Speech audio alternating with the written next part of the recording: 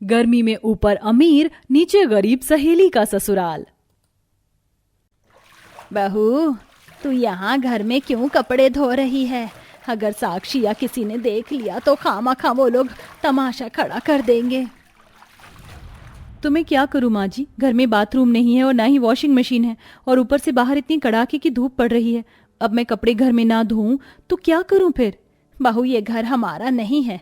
देख घर में कितना पानी फैल चुका है। माँ, मेरी कमर।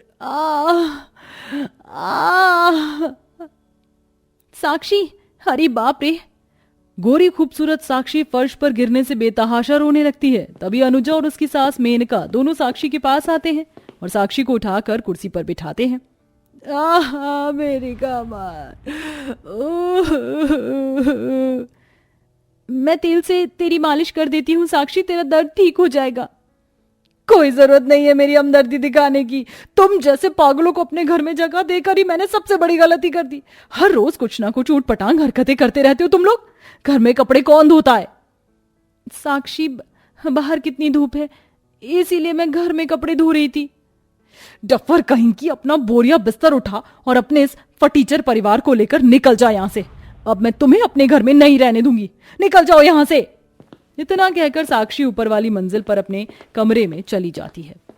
देख बहू, तेरी वजह से साक्षी को कितनी तकलीफ हुई। अब इतनी गर्मी में हम कहाँ जाएंगे?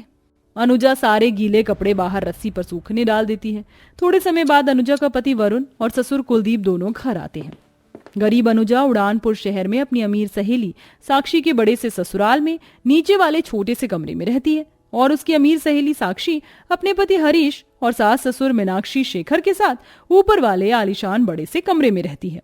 तभी मेनका अपने बेटे और पति को आज की घटना के बारे में सारी बात बताती है। अनुजा, मैंने तुम्हें कितनी बार कहा है कि साक्षी बहन और उसके परिवार वालों को तकलीफ मत दिया करो। उनके बहुत से एहसान हैं हम पर। उन्होंने हमें उनके इस घर में रहने के लिए जगह दी है और तुम उन्हीं को सता रही हो। तभी वहां शेखर और उसके परिवार वाले आते हैं। कुलदीप भाई, आपकी बहू क्यों मेरे परिवार के सदस्यों को परेशान कर रही है? आज फिर आपकी बहू की वजह से मेरी बहू इतनी जोर से गिर गई।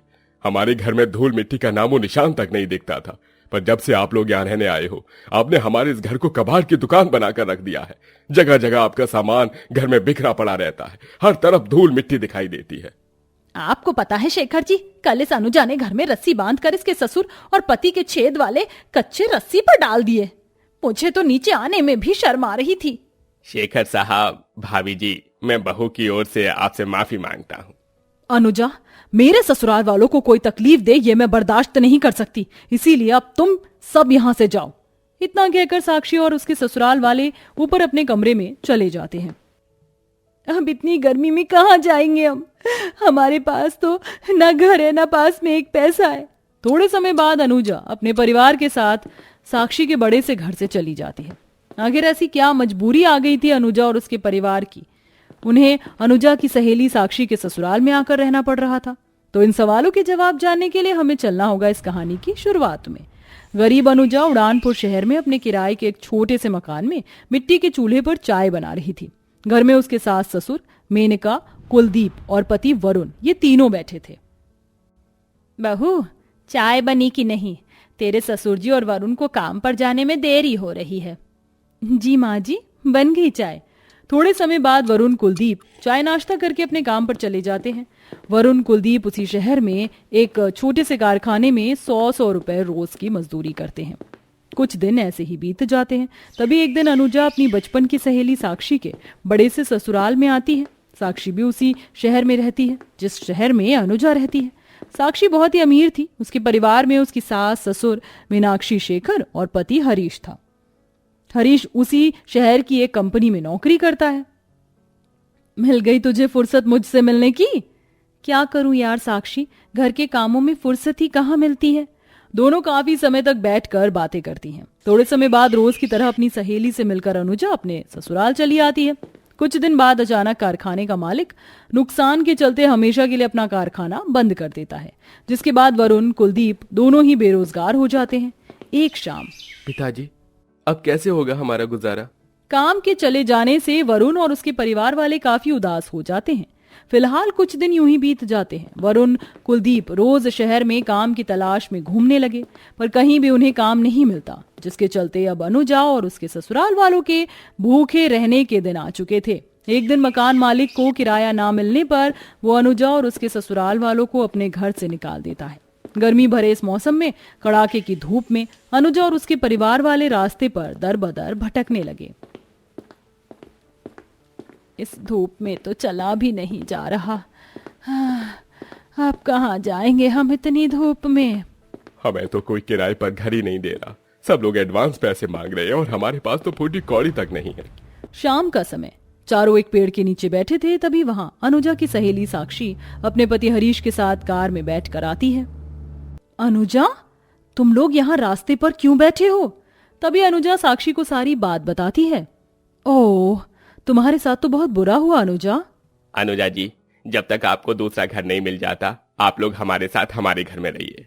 तभी साक्षी अनुजा और उसके परिवार को लेकर अपने बड़े से आलीशान घर में ले आती है। हरीश का घर बहुत बड़ा था।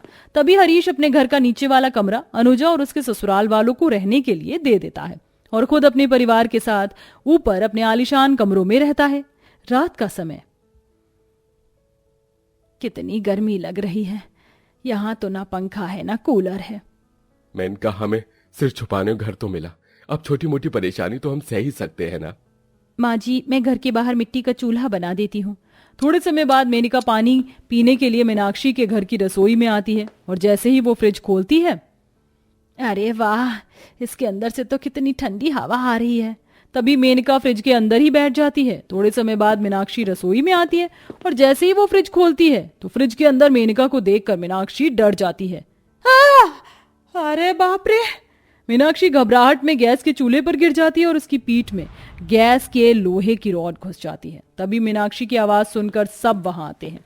मीनाक्षी की पीठ से खून निकल रहा था। खून? अरे मीनाक्षी, तुम्हारी पीठ से तो खून निकल रहा है। तभी सब मीनाक्षी को बाहर लेकर आते हैं और उसकी मलहम पट्टी करते हैं। मेनका बहन, आप रसोई में फ्रिज के अंदर क्यों बैठी थी? आपको देखकर मैं डर के मारे गैस के चूल्हे पर गिर गई। काकी जी, आप फ्रिज में बैठे थे, क्यों? साक्षी बिटिया, वो कमरे में मुझे गर्मी लग रही थी, इसीलिए मैं फ्रिज में जाकर बैठ गई थी। फ्रिज में कोई बैठता है क्या?